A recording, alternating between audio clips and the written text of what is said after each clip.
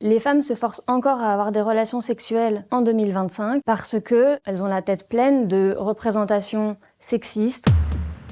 Quand j'écris corvée de sexe, c'est parce que j'en ai ras-le-bol de voir tous les jours des patientes qui ont des symptômes de vaginisme, de dyspareunie, de douleur et surtout de perte de désir, qui se rendent pas compte que c'est notamment parce qu'elles se forcent à avoir des relations sexuelles alors qu'elles en veulent pas. Le plus fascinant pour moi, c'est que toutes ces femmes viennent en pensant que c'est elles le problème. Les femmes se forcent encore à avoir des relations sexuelles en 2025 parce que elles ont la tête pleine de représentations sexistes, comme par exemple le fait que les hommes auraient des plus gros besoins que les femmes biologiquement.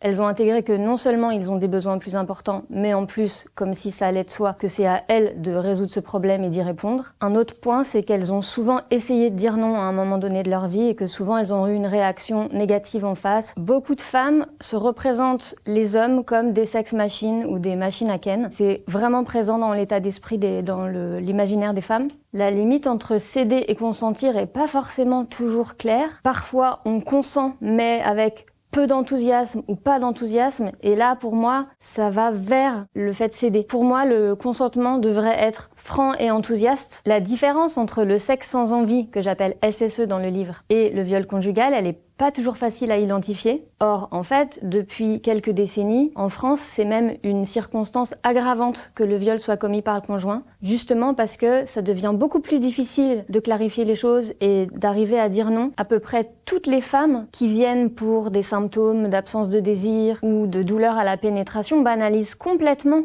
la situation qu'elles vivent et le fait qu'elles se forcent. Les chiffres de la dernière étude IFOP sont que 52% des femmes se forcent à avoir des relations sexuelles alors qu'elles n'en ont pas envie. Et j'avoue que dans mes consultations, le chiffre est même plus important. Donc pour moi, ça reflète le fait que collectivement, on a une idée très limitée de ce que ça peut être la sexualité. C'est-à-dire que le script sexuel mainstream, il est ennuyeux, répétitif et surtout, il nous montre des ébats sexuels sans joie, sans jeu, sans plaisir au sens relationnel du terme. Donc finalement, on peut dire que le SSE, le sexe sans envie, est un genre de trouble du patriarcat. Pour moi, le bon sexe, c'est un sexe ludique, relationnel, joyeux, où finalement, la quête de la jouissance génitale est vraiment pas le plus important, et où en fait, ce qu'on cherche, c'est surtout du partage, mais ça marche que si c'est joyeux, que c'est complice, et que ça nourrit cette complicité, et pas qu'on utilise l'autre à son insu, et que l'autre se sente obligé de nous donner ça.